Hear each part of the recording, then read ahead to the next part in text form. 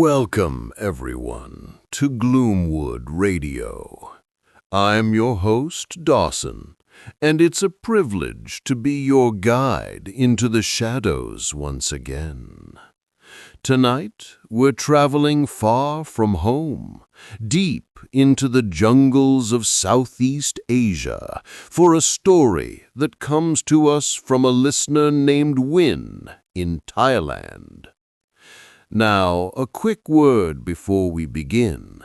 This is a story rooted in Thai culture and beliefs, which might be a little different from what many of you are used to.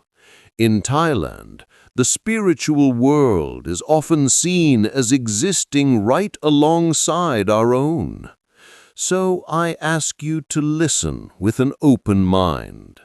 Treat this as a chilling piece of folklore, a tale to make your blood run cold. Don't think about it too much, just listen. If you enjoy what we do here, please consider supporting the channel. A simple like, a share with a friend who loves a good scare, or even hitting that subscribe button helps us reach more people. And for those who are extra generous, the Super Thanks button is always appreciated. All right, settle in, turn down the lights. Let's begin. This story comes from a man whose older friend, a head park ranger named Park, shared it with him. Ranger Park swore this happened, a chilling memory from a posting about 30 years ago at a remote, unnamed national park deep in the Thai wilderness. It all started when a frantic group of about 5 or 6 teenagers stumbled out of the jungle and into the ranger station. They were pale, terrified, and talking over one another. Their friends were missing. Ranger Park and the local village headman gathered the details. The group had been camping. 2 of them, a young couple named Art and May, had wandered off from the main campsite. May needed to relieve herself, and Art, being a good boyfriend, volunteered to go with her for safety. It was a dense, unfamiliar forest after all. They walked off into the thicket, promising to be right back. They never returned. The remaining friends called out for them, their shouts swallowed by the emerald canopy. After hours of searching with no reply, panic set in, and they ran for help. A search party was immediately formed. The teenagers led Ranger Park and his team to the last spot they saw the couple.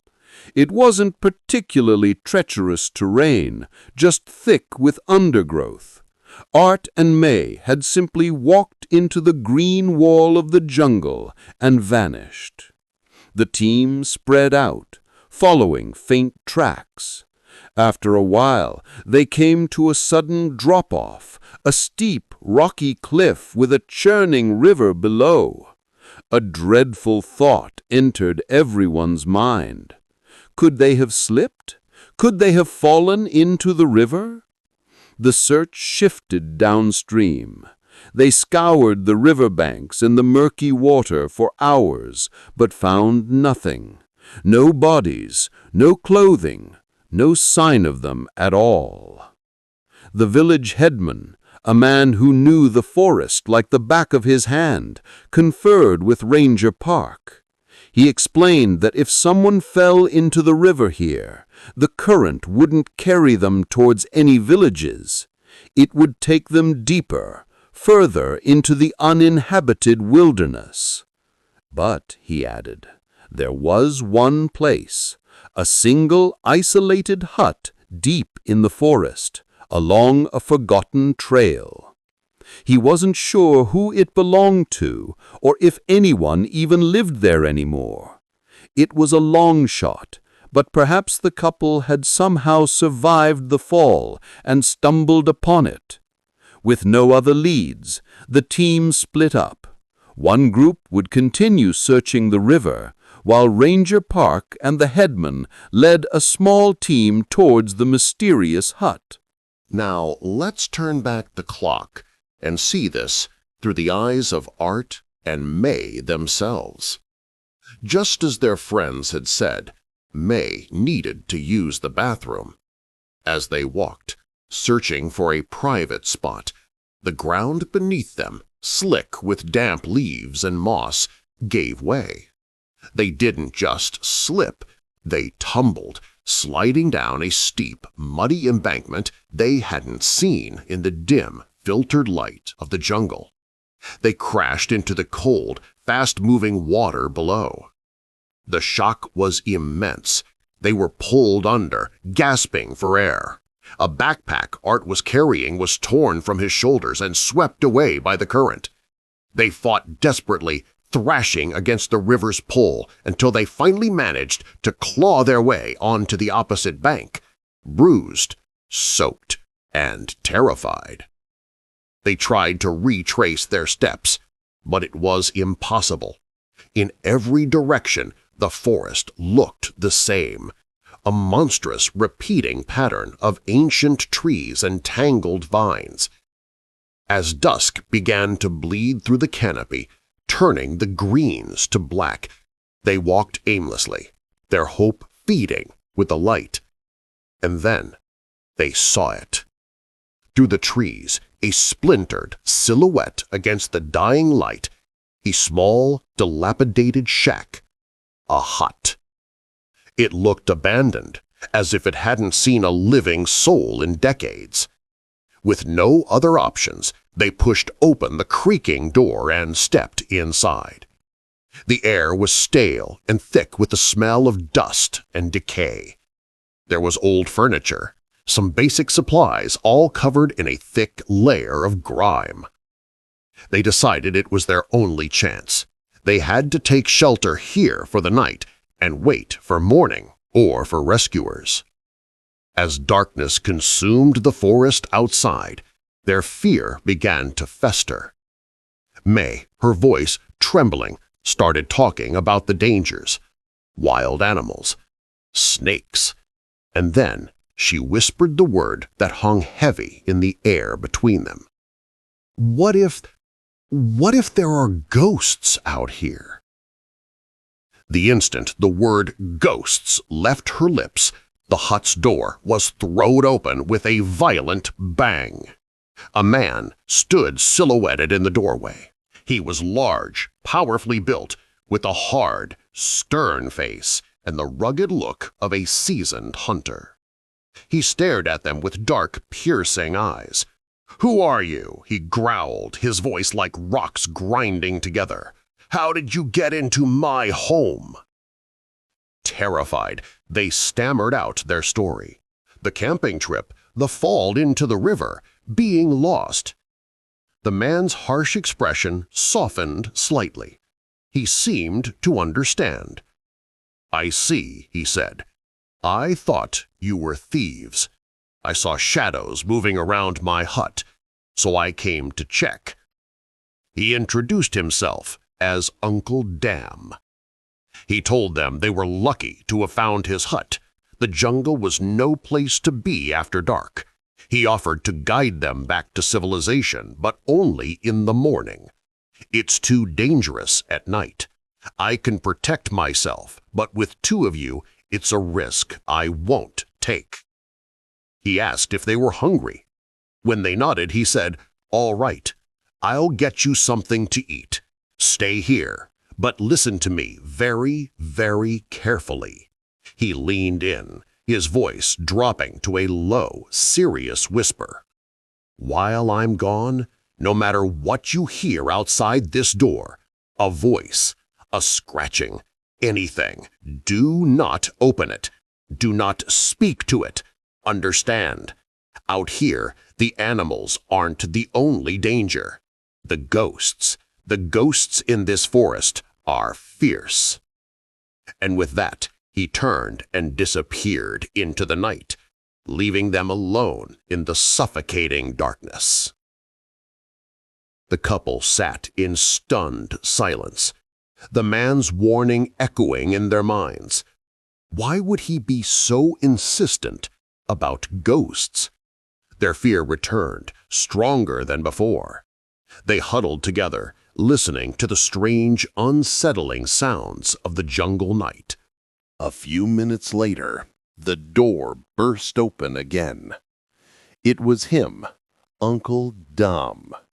He was holding a plate with some rice and dried meat, but his face was a mask of confusion and shock. Art and May jumped, startled. "Oh, Uncle, you're back! You scared us," May said, relieved. The man holding the plate just stared at them, his brow furrowed. What did you just say?" Art replied, "We just said you scared us, Uncle Dum."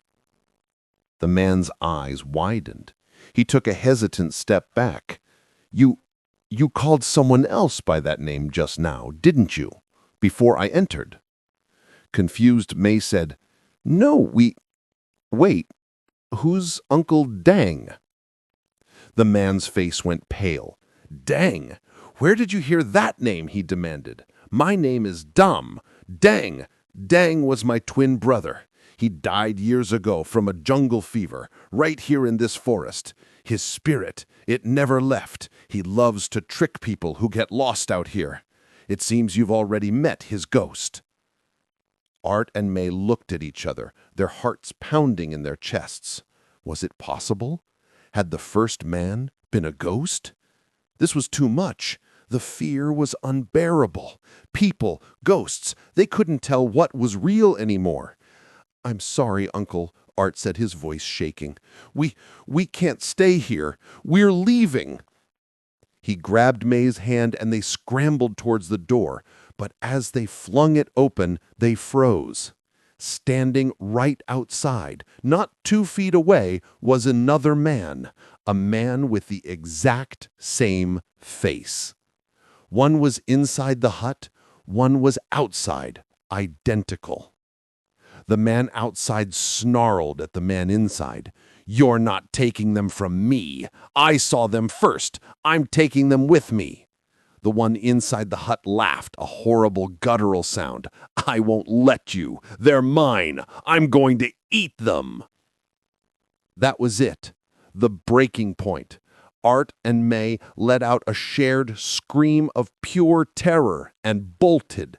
They ran blindly into the pitch-black jungle, away from the hut, away from the 2 identical monstrous men.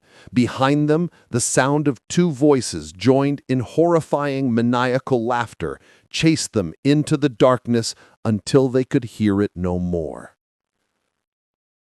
But the story doesn't end there. Back at the hut, the 2 men, Uncle Dum and Uncle Dang, watched the couple disappear. They looked at each other, and the sinister expressions on their faces melted away into smirks of satisfaction. Uncle Dum turned to his brother.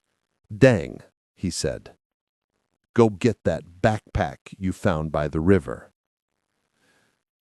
You see, Dum and Dang weren't ghosts. They were twins, yes, but they were also criminals, robbers hiding from the law deep in the forest. Earlier that day, Dang had found Art's backpack washed up on the riverbank. It was full of valuables, a camera, wallets, a phone. When they later saw the lost and terrified couple stumble into their hideout, they hatched a cruel plan.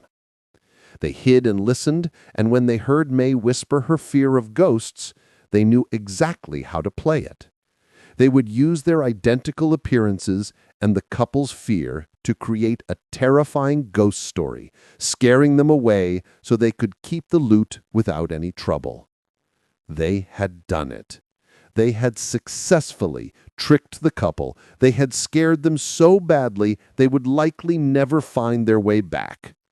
A perfect crime. But here is the final soul-freezing twist of the story. the one that Ranger Park told Wynne in a hushed, trembling voice all those years later. When the main search party finally found the bodies of Art and May the next day, they were lodged in some rocks far downriver from the cliffs. The coroner determined that they had died almost instantly from the impact of the fall. They had been dead for over a day. Art and May never made it out of the water. They never stumbled through the jungle. They never found that hut. Their spirits did. Unaware that they were dead, their ghosts had wandered through the forest, replaying a desperate search for safety, and had been drawn to the hut. And the two robbers, in their greed and cruelty, had spent their evening tormenting, tricking, and terrifying two actual ghosts. They had succeeded. They had managed to scare a ghost. One can only imagine the entertainment that awaited Dom and Dang now that they had the undivided attention of two lost souls they had so cruelly tormented. After all, they had run off into their forest. And in that forest, the ghosts are said to be fierce. And that's the story we have for tonight, sent in by our listener Wynne from Thailand.